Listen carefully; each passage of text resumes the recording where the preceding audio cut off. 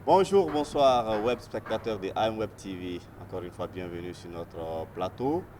Bien sûr, pour l'émission Espace Mali. Espace Mali, allez, Jamoukaye, Munkaneka, Ame, Anga Jamanade, Wele, Monbe Mali Konali Mali Koka, Monbe domaine do Kono, Nube Sega, Wala Like Aye, Wala Saka Moro La Famia, Uga domaine Tarabuluka, Ani Adjora Monube, Jamana Jola, Bi, Mamba Molo, allez, Anga Jamanade, ni ale sigilé don Mali kɔkan n'a bɛ fɔ o ma ko malien de l'extérieur a bɛna masala ni an ye bi an ka jamukan kɔnɔna na walasa olu jɔyɔrɔ ye min ye jamana jɔ ani bɛn ni kelenya seginni ye Mali kɔnɔna na an bɛna kuma o de kan a bɛ fɔ cogo min na mɛn da ye mɛn tigila ye n bɛna kuma d'a ma a bɛna a yɛrɛ ɲɛfɔ maliyɛnw ye ensuite an bɛ sɔrɔ ka don an ka thème kɔnɔ bonjour madame. Bonjour. D'abord vous allez vous présenter. Oui, bien sûr. À nos web spectateurs. D'accord. Alors, je me nomme Kumba Bagayoko, donc je vis en France. Je suis née en France et j'ai grandi en France. Donc, je suis présidente d'une association qui s'appelle Graines d'Afrique et également présidente fondatrice d'un mouvement qui s'appelle Avenir commun des patriotes. Et je fais également partie du Haut Conseil des Maliens de l'extérieur, c'est-à-dire du Haut Conseil des Maliens de France. Et je suis chargée de communication. D'accord. Voilà. De notre domaine. Voilà, tout à fait, exactement ça. D'accord. Merci madame. J'espère que nos web spectateurs savent maintenant avec qui nous sommes. Nous sommes avec madame Kumba Bagayoko, même si son nom de famille n'est pas assez bon. C'est Bagayoko, c'est pas bon. Et on va rentrer dans notre thème. Madame, aujourd'hui avec vous, nous allons parler du rôle et de la place des Maliens de l'extérieur dans le processus de retour de la paix et de la cohésion sociale au Mali. Aujourd'hui, nous vivons une situation de crise. Oui. Et vous, en tant que Malien de l'extérieur, depuis là où vous vivez, comment voyez-vous aujourd'hui la situation de notre pays? Nous avons une autre vision depuis l'extérieur. Nous voyons des choses qui sont un peu plus graves. Nous savons ce qui se passe sur le terrain, que ce soit du nord au sud, de l'est à l'ouest. Et donc nous avons quelques soucis d'ailleurs, bon, pour ne pas être négatif. Je vais souligner quelques points. Nous avons du mal à nous intégrer au Mali. C'est-à-dire que nous avons quelques soucis pour pouvoir participer justement à ces solutions. Donc nous faisons des propositions, effectivement. Nous participons beaucoup financièrement, donc surtout au niveau des associations depuis l'extérieur. Nous intervenons beaucoup dans les villages. Nous intervenons surtout au niveau de la santé, au niveau de l'éducation, au niveau du développement en général. Que ce soit dans la région de Caille, c'est plutôt plus concentré sur la région de Caille et également dans les régions autres en dehors c'est-à-dire plus dans le sud que dans le nord. Donc, voilà, vous allez un peu dans ce que vous faites pour contribuer au développement de votre pays. C'est intéressant d'avoir des ressortissants qui ne vivent pas, qui ne sont pas à la maison, mais qui pensent à ceux qui sont à la maison. Tout à fait. C'est à saluer. Tout à fait. C'est à saluer.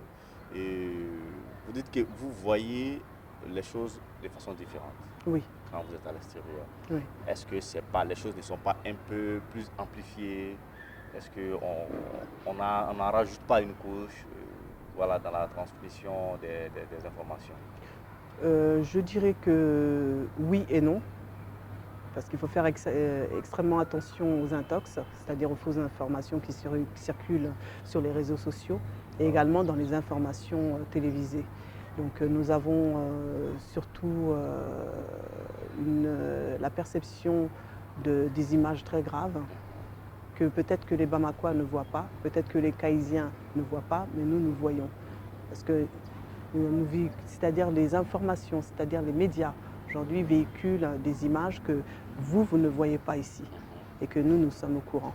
Surtout en tant qu'association, en tant que représentants de l'extérieur également, nous avons beaucoup plus d'approche avec les autorités françaises et les autorités extérieures, c'est-à-dire d'autres entités. Voilà. Voilà, vous dites qu'en tant que membre du Conseil des Maliens de l'extérieur, oui. Vous êtes en contact avec les autorités. Oui.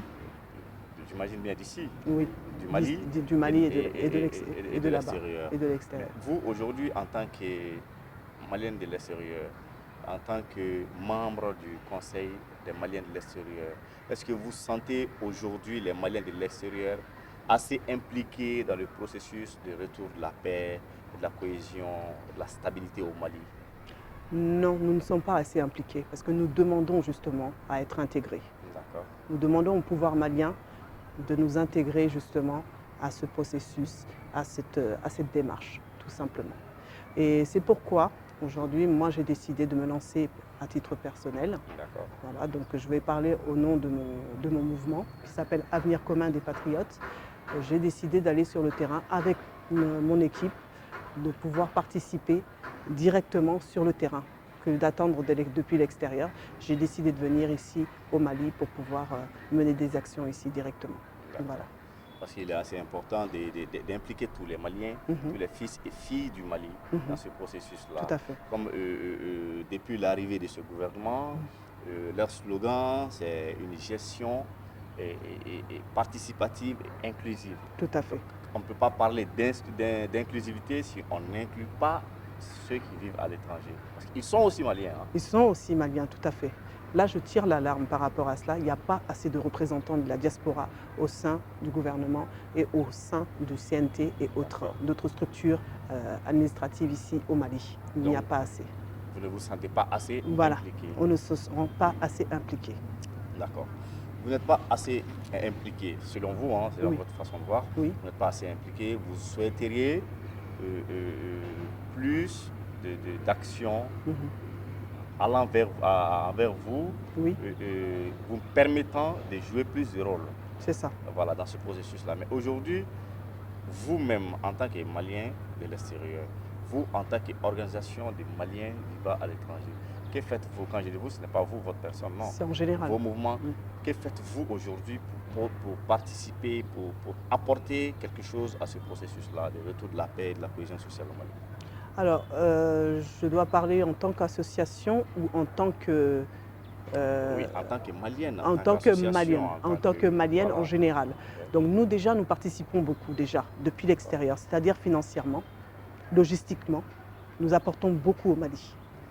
Vous savez sans doute que les plus gros chiffres d'affaires, c'est-à-dire le plus gros PIB aujourd'hui, sont donnés par la diaspora. Combien de milliards circulent que la diaspora envoie à leurs familles ici pour construire les écoles, pour construire les routes, pour faire des forages, etc. Donc déjà, nous participons beaucoup depuis l'extérieur, financièrement. Je dis bien financièrement et logistiquement. Voilà. Et sinon, politiquement, nous ne sommes pas assez intégrés. Politiquement, vous n'êtes pas assez intégrés. Voilà. Là, nous allons profiter de cette antenne pour lancer un appel à nos autorités. Voilà. Faites plus appel aux Maliens de l'étranger. Madame Koumba Bagayogo demande à être encore plus impliqués. D'accord, peut-être que pour eux, ils en font assez. Mais vous demandez encore plus et il le faut parce qu'aujourd'hui, nous sommes Maliens. Peut-être Sarah Collé, Peul, Dogon, nous vivons dans le même village. Mais en même temps, nos frères et nos soeurs, nos fils, nos filles vivent ensemble à l'étranger. Tout à fait. Et là-bas, quand vous êtes à l'étranger, il n'y a pas question de Peul, de Dogon, de Sarah Collé. Il y a hors de question de tout ça. Et pensez-vous que ce côté-là puisse être un point fort pour ramener exactement la cohésion sociale entre les Maliens? Oui. Donc par rapport à cela, nous sommes tous Maliens. Du nord au sud, de l'est à l'ouest. Nous sommes tous Maliens. Comme je disais tout à l'heure, politiquement, nous ne sommes pas assez intégrés. Nous avons beaucoup de personnes ressources à l'extérieur qui pourront peut-être trouver la solution à cette crise que nous avons aujourd'hui. Nous avons beaucoup de jeunesse qui sont là, qui n'attendent que ça, d'être appelés pour participer justement à travailler avec nos autorités pour dénouer cette situation. Donc par rapport à tout ça, moi personnellement, avec mon équipe, Avenir commun des patriotes, nous avons décidé d'aller sur le terrain. Nous avons décidé de mener des actions politiques en tant que mouvement. Nous avons décidé de donner la main aux sans-voix Voilà, nous sommes la voix des sans-voix parce que les sans-voix ne sont pas assez écoutés. C'est pourquoi aujourd'hui nous avons cette crise aujourd'hui. Là, si nous regardons en face la situation, c'est qu'il y a eu une partie qui a été délaissée. D'accord. Et cette partie doit être aussi reconnue, doit être aidée également. Mais si nous n'aidons pas cette partie-là, nous risquerons de nous enfoncer encore plus. Voilà. Et Madame Bagayoko, en tant que présidente fondatrice d'un mouvement, Oui, aujourd'hui vous dites que vous êtes au Mali pour intervenir dans ce domaine-là du social, oui, pour aider des gens à s'en sortir. oui. Est-ce qu'aujourd'hui, si on vous demandait personnellement, selon votre vision politique, Oui. selon votre conception de la politique, de la bonne gouvernance, Oui. de proposer des solutions de sortie des crises et de retour de la paix, Oui. qu'allez-vous proposer? Il y a tellement de choses. D'accord. Déjà, il faudrait faire un sondage au maximum, s'approcher de la population, D'accord. discuter avec elle, prendre en compte leurs doléances. D'accord. Comme je disais tout à l'heure, du nord au sud, prendre leurs doléances et se mettre à leur place, de voir qu'est-ce qu'ils vivent exactement. Parce que, dans un sens, on peut dire que nous avons été un peu égoïstes, nous qui sommes en ville. D'accord. Mes mots sont peut-être un peu forts, mais il faut mieux dire un chat est un chat. Parce que là, aujourd'hui, nous-mêmes, en ville, aujourd'hui, nous avons des difficultés. Vous savez qu'ici, même à Bamako, nous avons des familles qui sont dans des difficultés, qui n'arrivent même pas à trouver à manger. Pendant 2 jours, ils n'arrivent même pas à trouver à manger pour leur famille. Est-ce que cela doit exister aujourd'hui? Le subvenir à ses besoins Voilà. primaires aujourd'hui est devenu un luxe. C'est devenu un luxe. Nous devons regarder. C'est vrai que la conjoncture actuelle est tellement difficile, elle est tellement ancrée de partout, de part et d'autre à travers le monde à cause du Covid-19. Mais nous devons regarder, nous devons trouver des solutions, nous devons nous asseoir et en discuter entre nous. Et appeler la diaspora également à y participer. Parce que peut-être que la diaspora a la solution. Moi, je suis arrivée sur le terrain, je ne peux pas dire que j'ai la baguette magique pour trouver tout de suite la solution, je n'ai pas de baguette magique. Mais je peux faire mes propositions, une proposition plus une proposition, peut-être ça peut être une solution. Comme on dit en Bambara, Morokele hakili kele, Morofla hakili fla. Donc, Amseka Kanyoron demain, Amseka Kanyoron fait. Par rapport à tout ça, on peut essayer d'avancer ensemble. Donc chacun peut-être peut apporter quelque chose, sa pierre à l'édifice, et nous pouvons peut-être trouver une solution ensemble. Voilà. Vous avez touché un petit côté. Je vois que vous vous concentrez un peu sur le côté social. Oui, tout à fait. Le fait que les gens, socialement, financièrement, ne sont pas satisfaits. Les gens ont des problèmes à subvenir à leurs besoins. Donc, vous insinuez que cela a une part de responsabilité dans cette situation de crise-là que nous vivons? Tout à fait. La pauvreté. La pauvreté. Donc, selon vous, la pauvreté aujourd'hui peut conduire l'homme à poser certains actes, comme le terrorisme et autres? Tout à fait. Ça fait longtemps qu'on est ancré dans ce système, depuis plusieurs décennies d'ailleurs. Depuis plus d'une trentaine d'années, nous sommes enfoncés dans une situation de crise qui n'a pas de nom d'ailleurs. Et nous n'avons pas encore trouvé les perspectives, c'est-à-dire à éteindre cette crise, mais malheureusement ça s'envenime de jour en jour. Mais notre jeunesse a été abandonnée. Pourquoi je parle de la jeunesse aujourd'hui? Parce que la jeunesse a été laissée au bord de la route, laissée pour compte. Parce que l'école a été bafouée, premièrement. L'emploi, c'est-à-dire la jeunesse est au chômage. Alors, pour parler d'emploi, il faut parler de formation. Il faut parler de formation. Quand tu n'as pas une bonne formation, c'est ça. Adieu l'emploi. Adieu l'emploi. Même il y a des jeunes qui ont des diplômes, qui ont des formations, qui n'ont pas d'emploi. Ils sont obligés de faire des petits travaux pour se débrouiller, pour pouvoir arrondir les fins de mois, pour pouvoir s'habiller, pour pouvoir se nourrir. Et ça ne peut pas continuer comme ça. Il faudrait vraiment qu'on trouve une solution tous ensemble. Par exemple, aujourd'hui, si nous parlons de la crise, si nous parlons du terrorisme, le terrorisme est né comment? C'est la pauvreté qui a mené à tout ça. Si aujourd'hui, ce jeune-là qui n'a jamais touché, ne serait-ce même 100 000 francs CFA, et aujourd'hui, on vient lui proposer 1 million de francs CFA par mois, en contrepartie, poser des actes ignobles, c'est ça.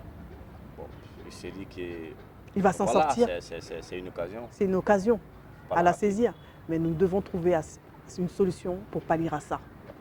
D'accord. Pour essayer de vraiment trouver une solution pour détruire ce terrorisme. C'est-à-dire créer Cette d'abord les conditions C'est ça. d'un bon niveau de vie. Exactement. Si le niveau de vie est bien garanti, si les enfants ont la bonne formation, Voilà. après la formation, ils ont l'emploi. Au cours de l'emploi, ils ont les moyens de subvenir à leurs besoins, alors ils ne vont pas penser à d'autres choses. Exactement, par rapport à tout ça. Et la femme aussi a un rôle important à jouer dans ça. Parce que quand on dit femme, on dit éducation des enfants. La femme, si elle n'est pas appuyée, elle ne pourra jamais réussir. Elle est anxieuse, elle travaille dur. Lorsqu'on regarde même dans le marché de Bamako ou dans le marché de Caille ou même dans le marché de Sikassou où on remonte à Mopti, la femme, elle souffre. Si on trouve une solution pour faciliter la vie de ces femmes-là, c'est-à-dire lui permettre d'acquérir une formation, d'acquérir un emploi décent, là aujourd'hui nous n'en serons pas là. Elle pourrait trouver un moyen pour subvenir aux besoins de ses enfants. Il n'y aurait pas eu cette crise. Ouais. Donc nous devons trouver une solution pour accompagner tous ces gens-là. Les écouter surtout, c'est très important. D'accord. Parce qu'ils ont quelque chose à nous dire. D'accord. Madame Bagayoko dit qu'il faut écouter les Maliens, il faut chercher à connaître les mots des Maliens. Oui. De quoi souffrent les Maliens réellement, au fond, en interne? Chaque famille, qu'est-ce qui ne va pas? Essayer de trouver le remède à ces mots-là et voilà, tout pourra aller. Tout à fait. C'est que si le côté socio-économique n'est pas stable, adieu la sécurité. C'est ça. Parce que les gens seront tentés de faire des choses, peut-être qu'ils ne feront pas si les conditions étaient là. Voilà. Et madame, au-delà de cela, je vois votre vision. Il faut aider les Maliens à subvenir à leurs besoins, à résoudre leurs problèmes familiales. Et comme ça, s'ils ont une situation de vie stable, les enfants ne vont pas tomber dans ces bêtises-là. C'est ça. On est d'accord. Et aujourd'hui, si vous deviez donner un conseil au futur gouvernement du Mali, c'est qu'aujourd'hui, on suppose qu'il y a les élections, il y a un président élu. Et que vous devez conseiller ce président-là dans sa gouvernance pour éviter une éventuelle crise socio-politique et sécuritaire encore. J'ai beaucoup de choses à dire. J'aurais beaucoup de choses à dire. Tout premièrement, nous devons arrêter de concentrer l'administration à Bamako uniquement. Je vais prendre exemple, les gens des Sakane aujourd'hui souffrent. Il y a plusieurs villages aujourd'hui qui demandent vraiment à être regardés, à être écoutés. Et Sakane, vous connaissez par son nom, grâce au festival, mais il y a plein de milliers de petits villages autour de Tombouctou, c'est dans la région de Tombouctou. Aujourd'hui, Tombouctou a des problèmes de réseau. Cela ne doit pas exister. De réseau téléphonique et Internet, cela ne doit pas exister. Et nous sommes à Bamako. Nous sommes à Bamako, nous avons tout. Les gens du Nord souffrent. C'est-à-dire Tombouctou, Sévaré, Taoudeni, Tessalit et compagnie, Gao, et j'en passe. Aujourd'hui, nous devons implanter nos systèmes, c'est-à-dire nos services administratifs. Même pour faire un acte de naissance, même pour faire un passeport, ils sont obligés de venir à Bamako pour corriger un acte de naissance, etc. Ça ne doit pas se faire. Normalement, on devrait avoir des services administratifs directement sur place pour pouvoir corriger son acte de naissance, faire sa NINA et compagnie. Donc là, je demande aux autorités de réfléchir là-dessus et de pouvoir pallier à ça. Voilà. D'accord. Que ce soit au président actuel, que ce soit au futur président, aux partis politiques, aux associations et autres. Nous devons travailler main dans la main et arrêter de penser qu'à soi. C'est ça qui a détruit le pays. Le principal mal du Mali. Le principal mal du Mali est la corruption. Nous devons cesser la corruption. Même si on doit prendre un rendez-vous aujourd'hui, nous sommes obligés de passer par le système de corruption Ouais. pour pouvoir obtenir un rendez-vous. Ah. Est-ce que cela est normal? On ne peut pas parler de normalité là. Merci beaucoup. Nous devons trouver des solutions à tout ça. Mais ce problème est tellement ancré, madame. C'est ancré dans notre sang. Mais nous devons essayer de soigner ce mal, pardon. Nous devons essayer de soigner cela. Au fur et à mesure, nous devons instruire nos enfants dans le civisme. Nous devons instruire nos enfants dans le droit chemin. Parce que la corruption nous enfonce de plus en plus. Et d'ici 10 ans, 20 ans, le Mali peut disparaître. Même actuellement, nous sommes dans ce contexte. Voilà. Donc le mot que je peux ajouter, s'il vous plaît, je demande juste à nos gouvernants, à nos partis politiques, valoriser les femmes. C'est très important. Les femmes ont la solution à cette crise. Elle dit que les femmes ont la solution. Voilà. Elle n'a pas dit que les femmes pourront avoir la solution. Elle dit que là, les femmes ont la solution. Alors, qu'attendons-nous? Voilà, c'est ça. Allons vers les femmes. Et voilà, je vais dire que AM Web TV, Jabaran de Sanfé, Amé Jamgam Kenekan, ou des Espace Mali, car faut aller de Jamkain, Mimé Malien. Mɔgɔ kalana mɔgɔ minnu ye ma hakili juru cari n'o ye maa minnu yalala maa minnu domaine b'u la u bɛ fɛn min dɔn an b'olu wele ka na ka sigi kɛnɛ kan ka kuma n'u ye u bɛ ne ni aw k'an kunnafoni u ka domaine kɔnɔna na u ka baara taabolo walima u ka kalan taabolo kɔnɔna na ani maa min bɛ ɲɔgɔn fɛ ale ye kumabaga ye ale ye maliyɛn ye min sigilen don Faransi an bɛ ka kuma bi maliyɛn minnu bɛ jamana kɔ kan olu jɔyɔrɔ ye min ye jamana jɔli la faso jɔ ani bɛn ni kelenya segini ye jamana kɔnɔ a y'an da dɔw la a ye caman fɔ kuma i ko bamanankan ka gɛlɛn i ma tout à l'heure vous disiez que si on ne fait pas attention dans 5, 10 ans, 15 ans le Mali sera encore plus enfoncé. Oui. Alors, quel conseil avez-vous à donner à ces futurs Maliens là qui seront aux affaires dans 15, 20 ans? Merci pour cette question. Il faudrait qu'ils soient de vrais patriotes, de vrais nationalistes. Ils doivent protéger leur pays, aimer leur pays. Si on n'aime pas notre pays, on risquerait de détruire notre propre pays. Donc aujourd'hui, nous devons tous être des futurs, c'est-à-dire des Modibo Keïta. Acheminer le travail de Modibo Keïta. Tout politicien qui arriverait au pouvoir aujourd'hui, tout parti politique devrait avoir cette conception des choses. Donc je demande à tout à chacun de se concentrer sur le Mali et d'aimer ce pays. Nous avons un pays très très riche. Nous avons un pays extrêmement riche. Les autres pays nous jalousent aujourd'hui. Nous ne devons pas être jaloux d'autres vies ou d'autres pays. Nous avons tout ce qu'il nous faut. Il faudrait juste qu'on se mette au travail. Que ce soit politique, que ce soit gouvernement, que ce soit société civile, que ce soit le peuple en général. Nous devons tous nous mettre au travail. C'est seulement ça. Le travail paye, comme on dit. Travailler, être digne de notre Maliba, être patriote. C'est ça. Madame Bagayoro pense que c'est la solution d'avancement de notre pays. Et Madame, notre émission tend vers sa fin. Et Madame Bagayoro, elle s'est amenée à un web TV de Sanfé. Ah bon? Elle est en diara Sarasiga, Masala. Et Malene Missil Koka. On va para munke faso jola. En kumano lukan doni. Jamana yɛrɛ tagabolo bɛ cogo min na an kumana olu kan. N bɛ fɛ ka kumakan laban ka lase an filɛbagaw ma. Ani maa minnu bɛ yen minnu bɛ Mali kɔnɔ ani Mali kɔ kan. Minnu bɛ se ka jɔyɔrɔ u jɔyɔrɔ bi jeni Mali jɔ la. Kumakan laban min bɛ bolo ka di olu ma. Awa kuma kelen de bɛ ne bolo k'a fɔ an ka ɲɔgɔn minɛ.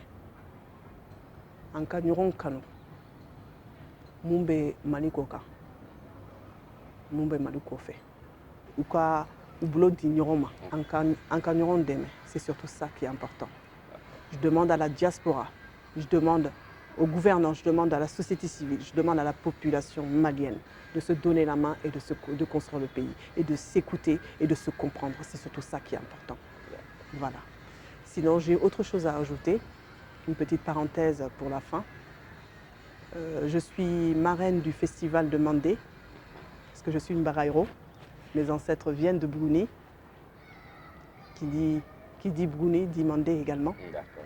Donc j'invite tous les Maliens, qui soient de partout du Mali, à venir du 12 au 14 novembre à Bamako, à la place du cinquantenaire, je précise bien, de venir fêter ce festival tous ensemble et de valoriser notre culture, qui est très riche d'ailleurs.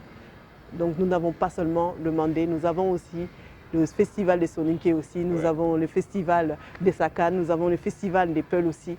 Nous avons beaucoup de choses, nous avons beaucoup de richesses dans ce pays et je vous remercie encore.